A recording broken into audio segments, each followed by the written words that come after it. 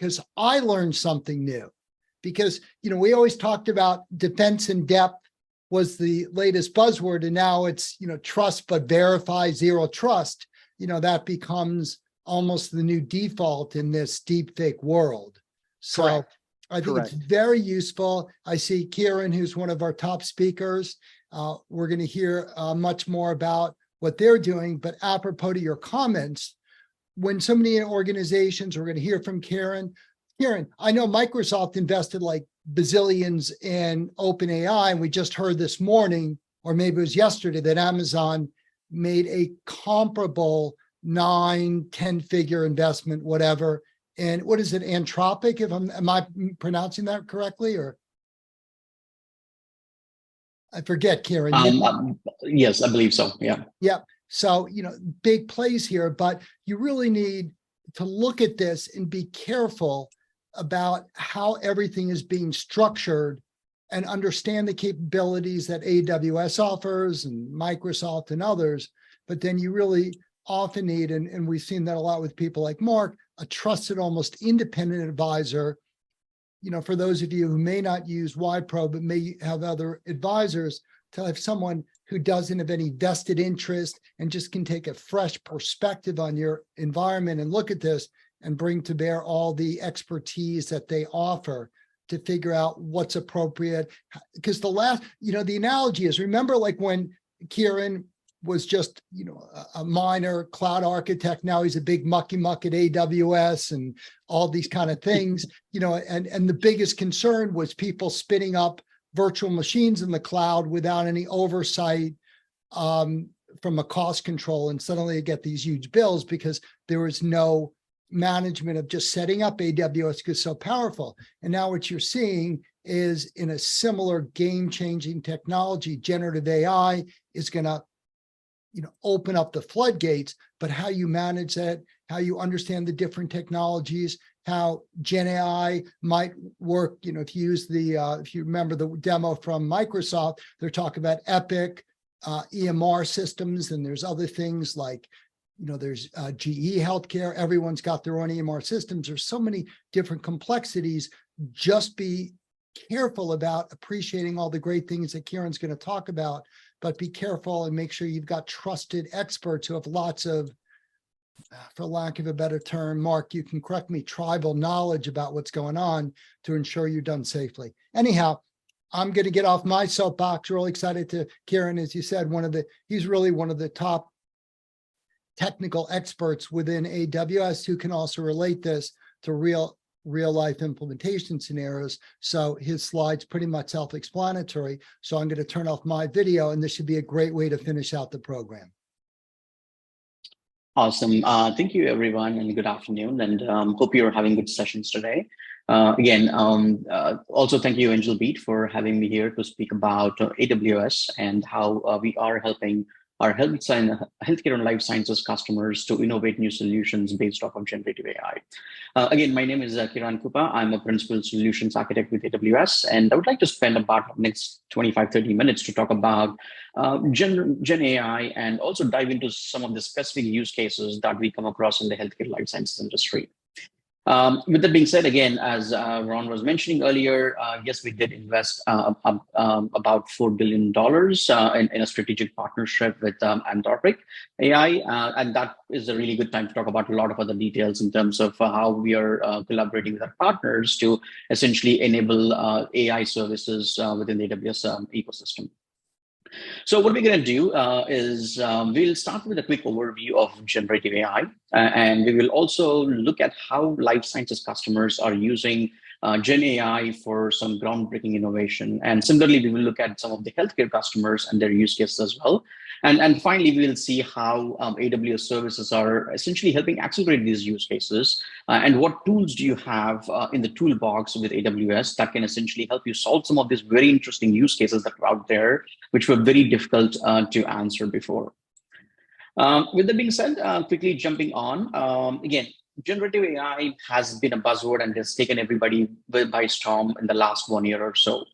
Through customer-facing applications such as ChatGPT, you can actually experience how powerful these latest AI or the machine learning models have become. So again, just to give you a background, all AI is based on neural networks, and the neural networks have been in existence for over 30 years now, right? The neural networks started off with linear processing of predictive outputs, and then the neural networks advanced into something greater like non-linear models, which included layers of artificial neural networks and deep learning models. And subsequently, there have been multi-layered neural networks, which gave way for the transformer-based neural networks, and which is essentially the current form or the day form of what we are seeing as a generative AI. So what makes Gen AI so special? It's not only provides us the ability to process the information, it's in a very human like interactive fashion, but pretty much deals with information processing as well as automation of a lot of different tasks at an exponential level. So there are billions of parameters that will go into some of these models, and we can use these models in a wide range of use cases across different industries. And healthcare life sciences is probably one of the very exciting and promising industries for generative AI, just because of the use cases and the data that exists out there. So, and again, as we know, generative AI is also a type of AI that can actually create content, create ideas, create conversations, stories, videos, images, music, and right? But again, like all generative AI is, again, like all AI, generative AI is also powered by the machine learning models. And these are some of the very, very large models that are pre-trained on vast amounts of data, and we commonly refer to them as foundation models or FMs. So the term foundation model is something that we will be using throughout this presentation. So just to give you a context, these are nothing but ML models that are pre-trained on vast amounts of data. So at the surface, again, these use cases of generation of content might seem very uninteresting, but if you can apply them to the business and in various different ways, you can actually improve your patient care or end user experience overall. And that is what we're going to be talking about. So again, generative AI is driven by what is known as foundation models or FMs. Again, so these models are trained on vast amounts of unstructured and structured data. So AWS as a company has a lot to offer in the space, and we do believe that we are positioned very uniquely with our customers in the space. So we can essentially help you fine tune these foundation models to a very specific data or a particular domain like healthcare or life sciences. So something that is extremely important in life sciences and healthcare customers is that it is a regulated industry, right? And we deal with a lot of sensitive information along with public healthcare information and so on. So which we need to, it's very important to understand the security that provides as well. So we need to factor all of these things and we build these complex models so that we can actually create these new experiences for both for the patients, for the providers, for healthcare consumers or life sciences customers, or across the value chain of the industry altogether. So where does the Gen AI sit in, right? Where does it fit in? So we have heard about AI, we heard about ML, been there for a long time. And then these are technologies that have been used for decades. And then recently the deep learning models and the multi-layer models have come up. And finally, generative AI is where we train these neural networks and that are trained on very large data sets as foundation models, as we talked about earlier. So how are these foundation models compared to other ML models? So traditional models, which are typically, they perform very specific tasks like analyzing text or sentiment and classification of images and so on. In order to achieve these tasks, each of these ML models, the customers essentially need to gather the labeled data, train and model and deploy these models for that specific task. Whereas with the foundation models or FMs, instead of gathering labeled data and training multiple models, you can use some pre-trained foundation models to adapt several of these tasks altogether at once, which means that the same FMs can be used to be customized to perform domain-specific functions that are different to the business, right? So only a small fraction of the data that has to be computed and that has to be trained from scratch. But other than that, think of this as such as anything that has to do with generation of images or writing an email to a participant of a clinical trial. Think of it in terms of summarizing a medical report. Think of it in terms of extracting information from manuals and even creating FAQs on a product. So again, all in all, these can essentially be leveraged or used with the natural language processing model, where you can simply chat with the foundation models, and you should be able to gather your answers with Gen AI. So across the industry, again, we are seeing a lot of different cases that have been developed on AWS platform. The customers' experience is being completely transformed by capabilities such as chatbots, virtual assistants. You talk about intelligent contact centers, personalization, and so on. Again, generative AI has been helping companies boost their employees' productivity with the power, with the applications that are powered by Gen AI, which essentially gives them the power to essentially create content, conversational searches, text summarizations, and so on. And finally, businesses are are being improved with the intelligent document processing and so on, along with the predictive maintenance, quality control, visual inspection, and some of these are multiple use cases in the various different industries. So let's take a deeper look at what generative AI offers in the space of life sciences and what AWS has in this space. And we'll talk about things such as like predictive bioactivity for drug discovery to delivering more personalization engagements for your patients and so on. So our goal at AWS has been to democratize AI ML and make it cheaper, easier, and more accessible for life sciences customers to innovate. Again, we have done this by launching products such as Amazon Sagemaker that essentially helps remove the undifferentiated heavy lifting, and that makes it easier for you to get started on the ML process.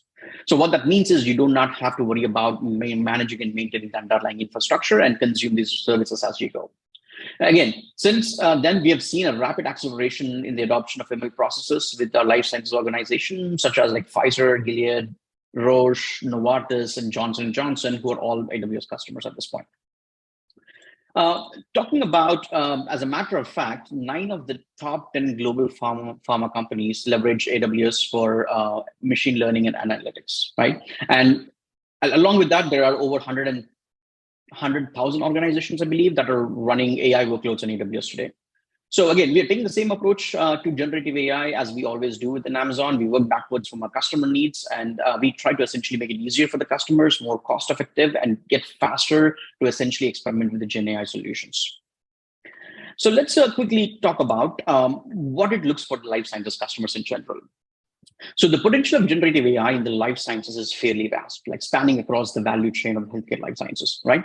So generative AI can be used for disease gene identification, for analyzing large-scale genomic data sets and identifying patterns for correlation between genetic variants and disease phenotypes. Generative AI can be used for identifying protein biomarkers or diagnose or predict disease progressions and so on. Again, for example, customers are actually able to identify new protein biomarkers that have showed promise in terms of the treatment and diagnosis of Alzheimer's disease as well. So using generative AI, you can actually create personalized treatment plans. These can be developed on the patients based on the patient's genetic makeup and other individual factors as well. These include using generative AI for personalized cancer treatment and so on. So in terms of drug design and discovery, generative AI can be used to design and synthesize new protein sequences. So what I mean by that is, again, predicting their folded structures that embed them, that enable them to carry out a particular functions in a cell and so on. So this will essentially allow researchers to generate functional proteins and different molecules and in a guided fashion. And again, it also gives you accurately defined details about what are the known protein sequences to identify those molecular targets as well. So in terms of clinical trials, if you look at it, the generative AI can be used to predict new compounds and the efficacy of the new compounds and the possible side effects even before the clinical trial actually goes into the analysis phase. So think about this as like generative AI can help you identify the most suitable patients and patient population for a specific trial, and also help you determine the optimal drug and dosage levels for those patients as well.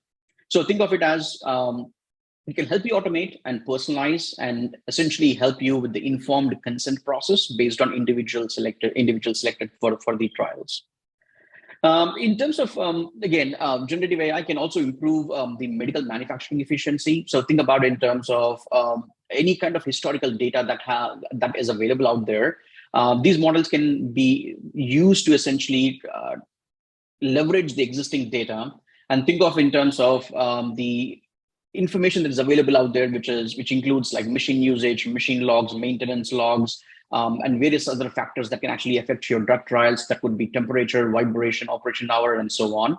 And again, not only identify and not only predict the maintenance request, it can also give the respective individuals, such as different use cases, along with the patient support, it can all be customized using generative AI.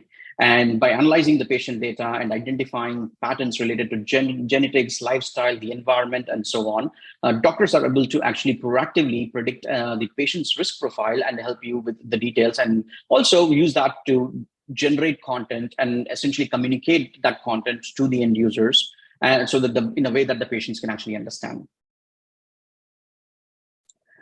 So moving on, when we look at how our customers are using the generative AI, one of the predominant use cases that usually comes up is the search and summarization, which is the top use case.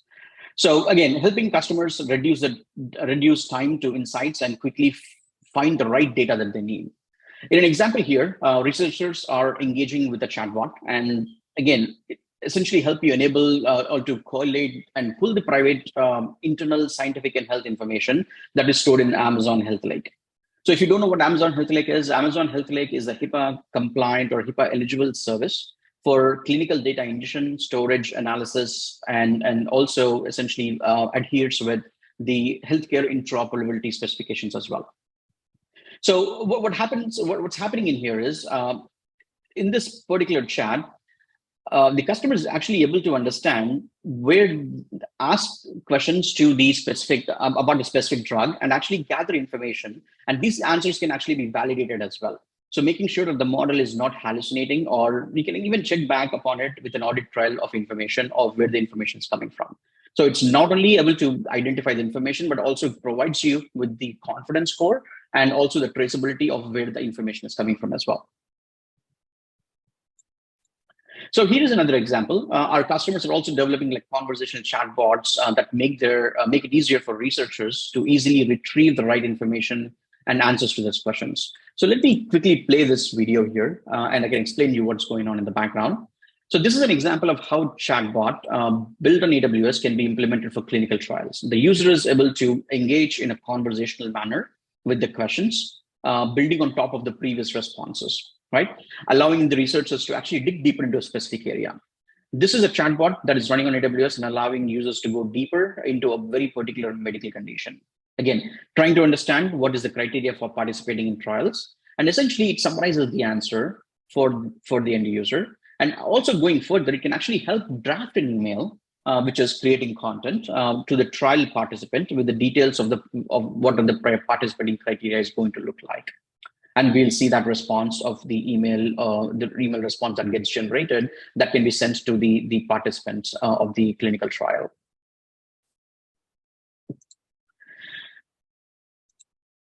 So if you look at the R&D space, we have like specialized foundation models to predict molecular properties. To make it easier to get started, AWS provides guidance on protein folding on AWS. It's essentially a prescriptive guidance on how to run a diverse catalog of protein folding and design algorithms. Again, we have also made it easy, even easier to run with something called as the AWS Drug Discovery Workbench. It's essentially based, it's actually an architecture based on AWS batch processing that is very specific to protein folding and design. Again, it uses different algorithms in the backend, and that should essentially help you speed up the process for this particular process. Now, customers are taking one ML model, for example, to generate an experimental compound and then feed into another ML model as well. So these ML models are not just used independently, but they're actually pipelined together as well. So customers are taking one and taking the output of the first model and then essentially taking that into another model.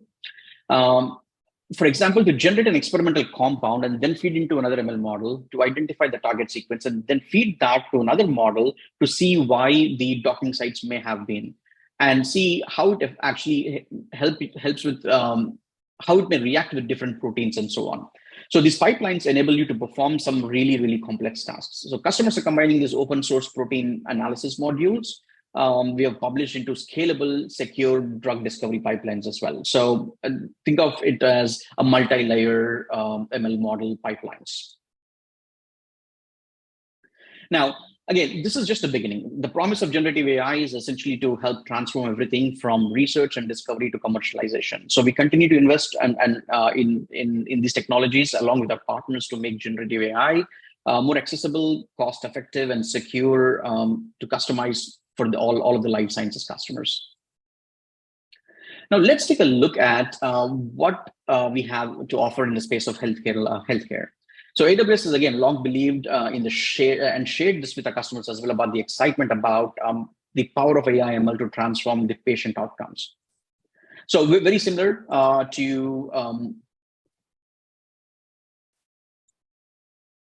So very similar to life sciences. So it's not just about the text processing, right? So again, we have multiple different use cases that actually our customers are leveraging AWS for. So again, just just as in life sciences, we see healthcare organizations like Duke, Philips, Roche, 3M, also using Gen AI. At AWS, again, we have played a key role in democratizing the ML to make it accessible for customers who wants to use it and experiment with it at a much faster pace. So it's not just about the text processing I was saying earlier. Again, it stretches across different modalities like image processing, electronic health records, laboratory results, genomics, and graphs. And these can be combined for the improvement of the patient care. So it's important to note that Gen AI in healthcare will also continue to have human in the loop model all the time, right? Where generative AI is used to help the clinicians provide diagnosis and not essentially replace them. So it's not just about text generation. If you really think about it, it actually has multiple different use cases for very specific healthcare customer use cases as well. So due to, again, if you think about the rapid increase in the healthcare data, healthcare organizations across the globe are trying to modernize their data infrastructures. So for any of these to work, for the machine learning models to work, we need a lot of data and a lot of data that's in a very specific format. So customers are investing a lot into the modernization of the data infrastructure nowadays. So again, unifying the data and innovating faster with advanced analytics and machine learning. So to improve the patient outcomes and make better decisions and faster decisions, and also think about how we want to accelerate your therapeutic development, where you're using generative AI for every single organization. So generative AI, if you think about the use cases from the medical research to clinical efficiency to operational efficiency, patient experience, and digital health, generative AI can help fill in the missing medical data for life sciences data sets. So essentially enhancing that therapeutic development. So generative AI models can also be used for creating synthetic patient data and healthcare data, which can be useful for training the AI models. Think about it as the missing data sets that can automatically be generated or synthesized, so that you can actually simulate these clinical trials without actually running them through and through, right? Or even studying rare diseases without having access to real world data sets and so on. So this essentially helps speed to response to the population crisis that we may have. So essentially, you can still make up the data, simulate the data, and also run the clinical trials along with that data. So conversational assistants and chatbots can essentially reduce the clinician's workload. Think about in terms of increasing patient satisfaction and help provide a proactive healthcare to at-risk communities as needed. From the operational efficiencies point of view, think about in terms of what you can realize by reducing the waste or the amount of duplicative processes that you may have in the process. And can also help with the speeding of the reimbursement process and also enhancing the value-based care reporting and so on.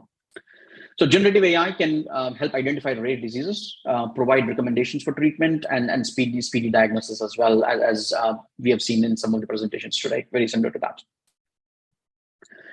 Real quick, again, customers such as 3M is using machine learning and generative AI services on AWS platform, which essentially includes Amazon Bedrock, Amazon Component Medical, and Amazon Transcribe Medical. These are some of the AWS services that are used by some of our customers.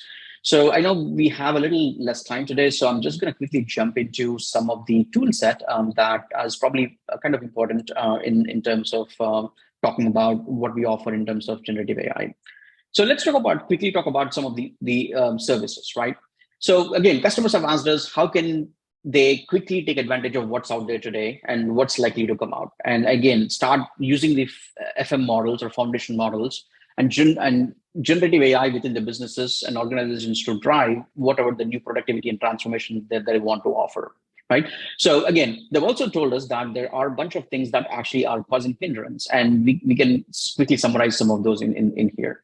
So the first, we are actually focused on making it easy for to leverage machine learning model for our customers. So we are making sure that they are able to play with multiple different FM models as possible.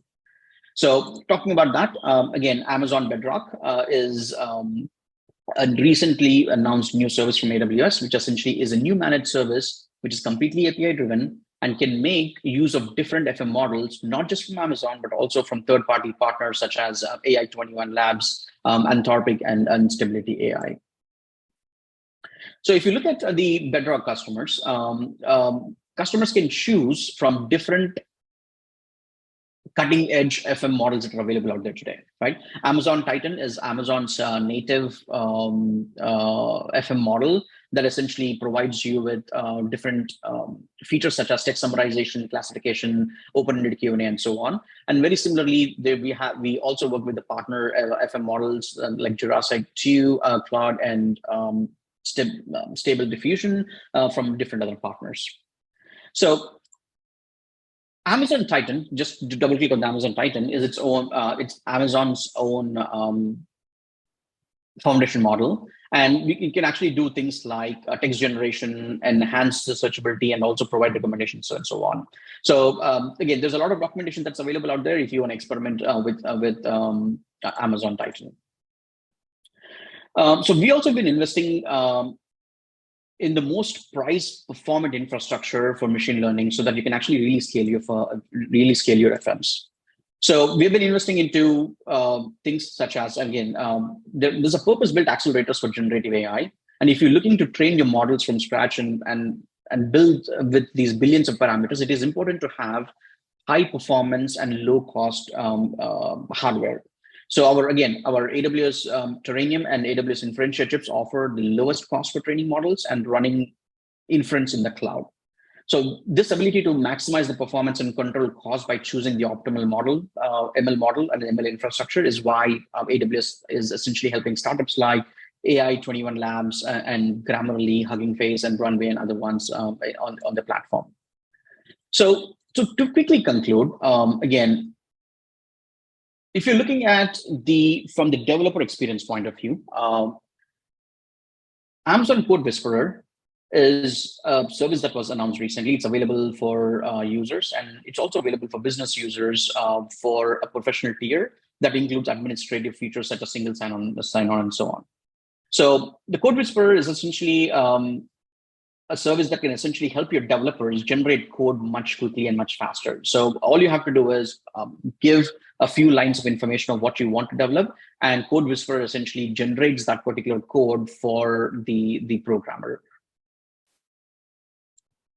On similar ways, again, on AWS, you have access to very broad and open ecosystem that includes proprietary and publicly available models. So proprietary models may be more accurate, but also may be a little more costlier than the open source. So the publicly available models offer complete visibility and end-to-end control over the weight model and the details of how your data is processed. So choose the models for specific modalities based on their training data, image, text generation, code generation, whatever that would be. And so you can essentially select the model, and you can select different sizes of the models for optimized accuracy as well. So again, this is a list of proprietary models and that are publicly available models as well. So if you're interested in investing into Gen AI and exploring some of the use cases, I would recommend that you take a look at Amazon Sagemaker. So Amazon Sagemaker essentially has this, it's a simple 3-step process where you choose your foundation model based on the use case, you try out your model, and then you deploy it, and then you essentially fine-tune those models. Again, there are multiple pre-built examples, notebooks, so that you can quickly experiment without writing even a single line of code. Amazon Bedrock is a service that's announced, which is in private beta right now. Bedrock is one of the easiest way to build and scale generative AI applications with different foundation models and so on. And for those who want to manage their own infrastructure, Amazon SageMaker Jumpstart provides a broad choice of foundation models. Again, just remember that security is also one of the most important aspects of building these models. Again, the data that you have essentially stays within your account. You are training your foundation models based on your proprietary data, and that essentially the recommendations are only leveraged by your organization only, right? And again, it also has this deep integration with other AWS services, which includes Amazon SageMaker and all the other security controls that are out there within the Amazon space. So with that being said, I know we're just about time. So sorry, I was rushing through the last couple of slides just to finish up on what I had. But again, thank you for your time today, and hope this was informative. And if you need anything else, or if you have any follow-up questions, please feel free to reach out to me, and I'm happy to connect with you.